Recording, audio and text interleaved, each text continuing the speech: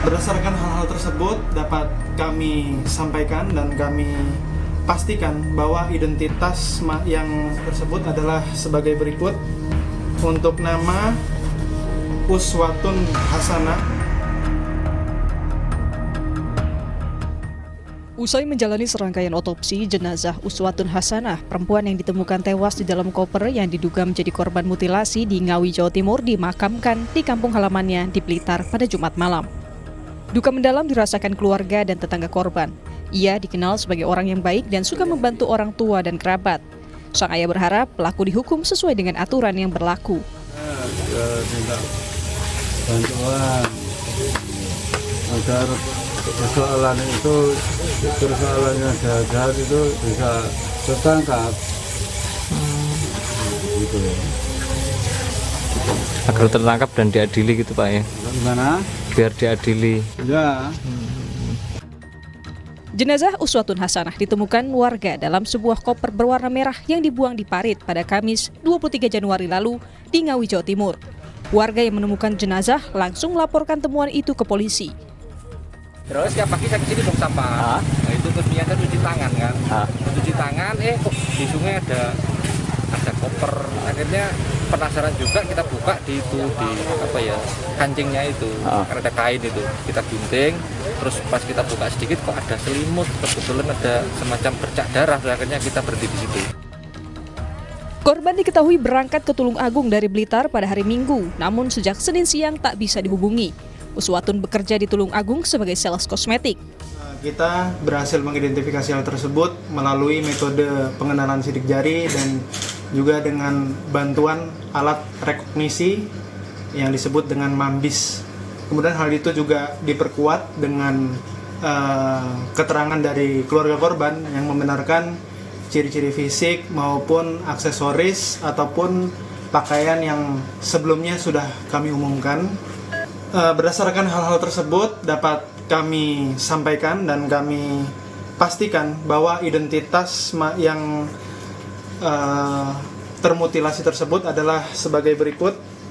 Untuk nama Uswatun Hasanah. Polisi telah menangkap pelaku pembunuhan Uswatun. Saat ini polisi masih menyelidiki motif pelaku melakukan tindakan keji itu kepada korban. Tim Liputan, Kompas TV. Untuk membahas pembunuhan perempuan di Ngawi yang diduga menjadi korban mutilasi, sudah bergabung bersama kami kriminolog Universitas Indonesia Adrianus Meliala. Selamat petang, Prof. Selamat petang, Mbak Cindy.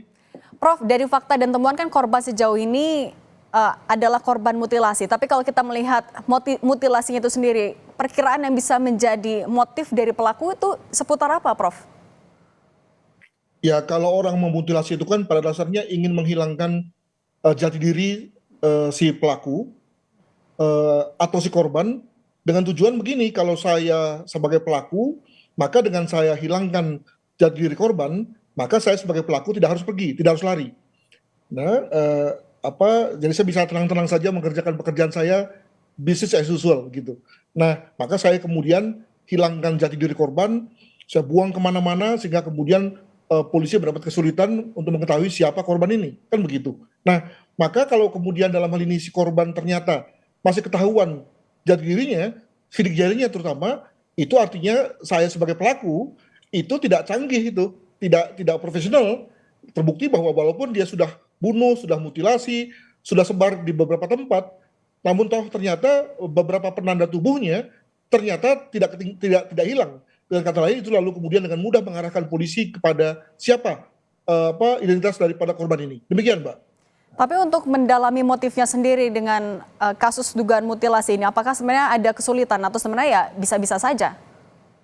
Ya tentu mudah ya, apalagi kalau misalnya kita lihat tidak ada barang berharga yang hilang, lalu di pihak lain mengapa harus memutilasi. Juga nanti misalnya polisi akan bisa cerita lebih lanjut, misalnya apakah mutilasinya hanya tertuju pada bagian-bagian yang kita sebut sebagai bagian-bagian yang mudah untuk dibelah ya, mohon maaf ini kata-katanya begitu, atau juga ada unsur perusakan pada wajah, pada genitalia yang lalu kemudian bisa mengarahkan pada motif yang lain ya. Demikian juga nanti misalnya kita lihat pada rekam digital, demikian juga pada konteks keuangan daripada korban ya, apakah ada yang hilang, apakah ada yang ada saldo yang keluar misalnya, itu semua bisa diperkirakan tentang motif tersebut. Begitu, Pak. Oke, tapi kalau kita berkaca dari kasus-kasus yang sudah terjadi misalnya Prof, apakah mutilasi ini ada motif lain selain menghilangkan jejak? Misalnya ada karena kedekatan personal ataupun juga ada motif lain yang bisa diungkap?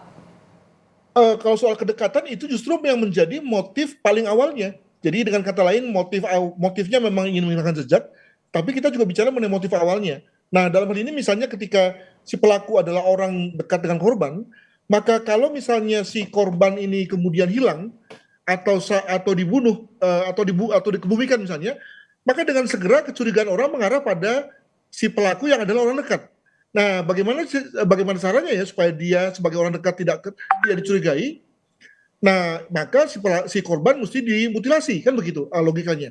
Nah, maka dengan kata lain, sebetulnya dengan modus mutilasi saja kita sudah bisa menduga bahwa pelakunya pasti orang dekat atau orang yang punya hubungan keluarga misalnya, atau juga punya nama, reputasi atau status yang cukup tinggi sehingga kemudian tidak mau kelihatan atau jatuh gara-gara kasus ini misalnya, maka lalu ujung-ujungnya perlu menghancurkan, ya, perlu menghilangkan identitas korban yang salah satunya melalui metode mutilasi, begitu. Artinya kalau ada dugaan motif untuk menghilangkan jejak tadi, untuk pidananya bisa disangkakan pasal apa yang paling tepat? Ya pasti berencana. Mengapa demikian? Karena dia tidak hanya membunuh, tapi telah mempersiapkan hal itu dan juga telah melakukan pemberatan, ya. Dengan kata lain dia sudah mempersiapkan koper, ya, juga sudah mempersiapkan rute.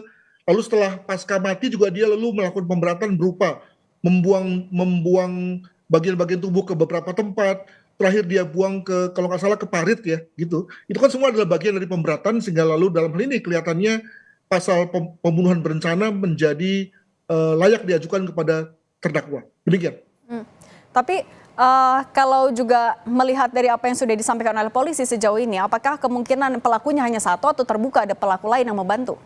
Nah, ini menarik karena kalau lihat dari data dari pelaku-pelaku mutilasi di Indonesia, ini data saja ya, belum tentu terjadi pada kasus ini gitu ya. Maka pelakunya adalah tunggal. Dan ini bisa dimengerti ketika melihat di mana lokasi dilakukan.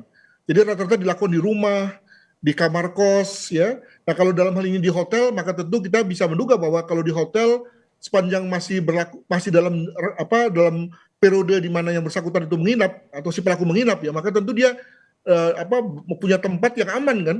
Tinggal dia pastikan bahwa darah itu tidak kemana-mana, langsung mengalir keluar, ya, sehingga kemudian dia dapat membunuh, dapat memutilasi dan dapat memasukkannya dalam koper secara tenang, lalu kemudian dia keluar. Jadi dengan kata lain, mesti ada unsur dia yang bersangkutan atau pelaku itu menguasai lokasi di mana dia memutilasi korbannya. Demikian.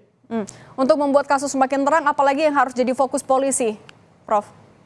Saya kira kalau sudah dinyatakan pelakunya tertangkap, itu saya kira sudah kurang apa, ya. Tapi yang penting adalah bahwa walaupun pelaku belum dibuka jati dirinya oleh kepolisian, tapi saya kira kita sudah bisa menduga misalnya kalau misalnya pelaku itu dapat diringkus dalam waktu 24 jam, itu kan artinya pelaku bukan hanya amatir, juga bukan hanya dengan mudah diketahui oleh kepolisian dalam rangka jati dirinya, tapi juga diketahui oleh keluarga mungkin dalam hal ini dan memiliki dua hal. Pertama, mungkin memiliki jejak digital dengan korban, dan mungkin ada hal-hal lain, misalnya sebagai contoh jejak keuangan atau jejak hukum lain, misalnya dalam konteks ikatan perkawinan.